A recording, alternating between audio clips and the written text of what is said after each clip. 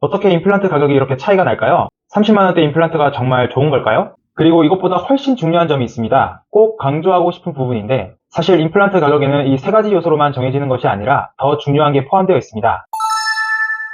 안녕하세요. 치주과 전문의 김영석입니다. 혹시 가격이 저렴한 임플란트를 찾고 계신가요?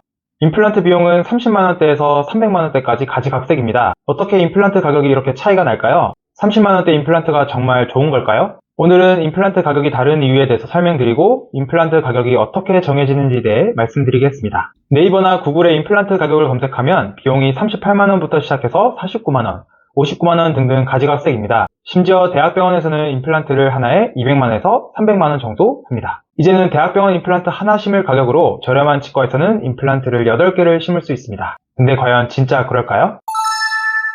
대부분의 사람들이 임플란트를 하나로 생각하는데 실제로 임플란트는 이렇게 세 가지로 나누어져 있습니다. 이 그림에서 보시면 흔히들 임플란트 또는 나사라고 부르는 인공치근과 치아 형태의 보철물, 이 둘을 연결해주는 지대주로 총 세 가지로 이루어져 있는 것을 알 수 있습니다. 여기에서 인공치근은 뼈에 식립하게 되고 지대주는 잇몸 바깥으로 나와 인공치근과 보철물을 연결시켜줍니다. 그래서 중간 지대주라고도 합니다. 또한 인공치근을 뼈에 식립할 땐 조건이 필요합니다. 단단한 땅과 튼튼한 뿌리 위의 나무가 가지와 잎이 번성하듯이 임플란트도 주변 환경이 매우 중요합니다. 뼈가 부족하거나 무르다면 인공치근의 고정을 얻을 수가 없고 이는 추후에 임플란트가 망가지거나 빠질 수가 있습니다. 따라서 인공치근을 단단하게 고정시키고 보호하기 위해 고리식이 필요할 수 있습니다. 뼈가 충분하고 튼튼하더라도 임플란트 고정과 보호를 위해 고리식을 하면 더 좋지 않나요? 라고 생각할 수 있지만 본인 뼈만큼 좋은 건 없으며 과도한 고리식은 오히려 잇몸이 아무는 데 방해가 되고 임플란트 주변 환경을 안 좋게 만들 수 있으므로 고리식을 안 할 수만 있다면 최대한 안 하시는 게 좋습니다. 자, 임플란트 구성 요소에 대해 이해가 되셨다면 이제 가격에 대해 알아보겠습니다. 임플란트 가격은 어떤 기준으로 정해지게 될까요? 가격은 아까 말씀드린 임플란트를 구성하는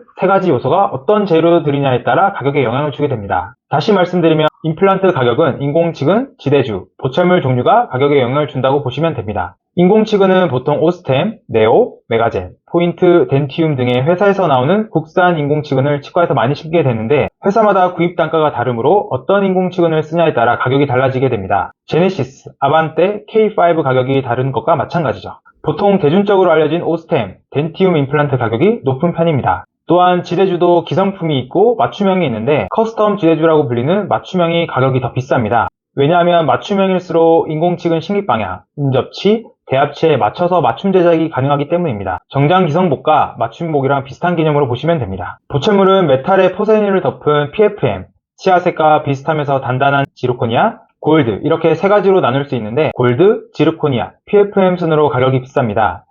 골드는 높은 비용과 비심리적이라 잘 안하는 추세입니다. PFM은 시간이 지나면 잘 깨지고 마모가 되는 경우가 많습니다. 따라서 요즘에는 치아색이면서도 단단한 지르코니아를 많이 하는 추세입니다. 아마도 치과에서 가장 저렴한 가격으로 홍보하는 임플란트는 구입 단가가 싼 회사의 인공치근, 기성지대주, PFM으로 구성된 임플란트일 것이고 오스템 또는 덴티움, 맞춤형 지대주, 지르코니아 보철로 하게 될 경우 추가금들이 늘어날 것입니다. 따라서 무조건 저렴하다고 임플란트 식립을 결정하기보단 어떤 재료를 쓰는지 알아보셔야 합니다. 그리고 이것보다 훨씬 중요한 점이 있습니다. 꼭 강조하고 싶은 부분인데 사실 임플란트 가격에는 이 세 가지 요소로만 정해지는 것이 아니라 더 중요한 게 포함되어 있습니다. 무엇이냐면 바로 주치의와 AS 기간입니다. 임플란트 종류도 중요하지만 누가 심느냐가 훨씬 중요합니다. 훌륭한 식재료도 누가 음식을 만드냐에 따라 요리 완성도가 달라지듯이 아무리 좋은 임플란트라 하더라도 실력이 부족한 치과의사에게 받는다면 큰 문제가 발생할 수 있습니다. 그러므로 식립하는 주치의가 누구인지 그리고 대표 원장이 맞는지 충분한 임상 경험이 있는지 꼭 확인하셔야 합니다. 또한 AS 기간이 어떻게 되는지도 꼭 확인하셔야 합니다. 자동차랑 똑같습니다. 자동차는 한 번 사면 끝이 아니라 주기적으로 검사를 받고 문제가 생기면 AS도 받게 되죠. 임플란트도 주기적으로 검사를 받고 필요하면 AS를 받으셔야 합니다. 그리고 자동차 회사마다 AS 정책이 다르듯이 임플란트 AS 정책은 병원마다 다릅니다.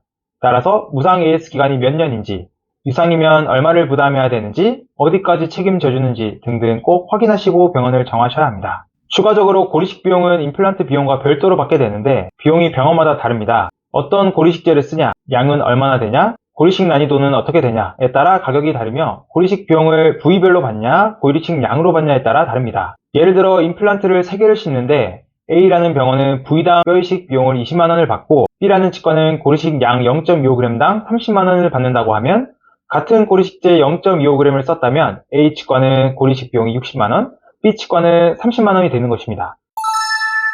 임플란트 비용이 왜 병원마다 다른지, 어떤 식으로 가격이 책정되는지 잘 이해되셨나요? 다시 한번 말씀드리지만 임플란트를 결정할 땐 단순히 치료 비용만 따지면 안 됩니다. 어떤 회사의 인공치원을 쓰는지, 어떤 재료와 형태의 보철물인지, 주치의가 누구인지, 무상 AS 기간은 어떻게 되는지, 고리식은 꼭 해야 되는지를 확인하셔야 합니다. 따라서 절대로 치료 결정을 당일에 하지 마시고 여러 치과를 다니면서 비교해 보셔야 합니다. 임플란트는 오래되거나 불편하다고 쉽게 바꾸거나 새로 살 수 있는 옷이 아닙니다. 식사할 때, 대화할 때, 심지어 잘 때도 함께하는 신체 일부나 마찬가지입니다. 이게 불편하면 일상생활이 힘들어집니다.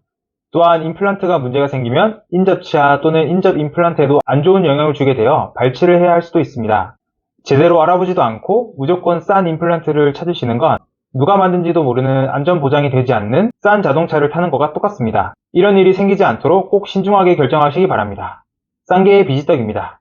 오늘 영상은 여기까지고요. 다른 궁금한 점 있으시면 댓글로 남겨주세요. 감사합니다.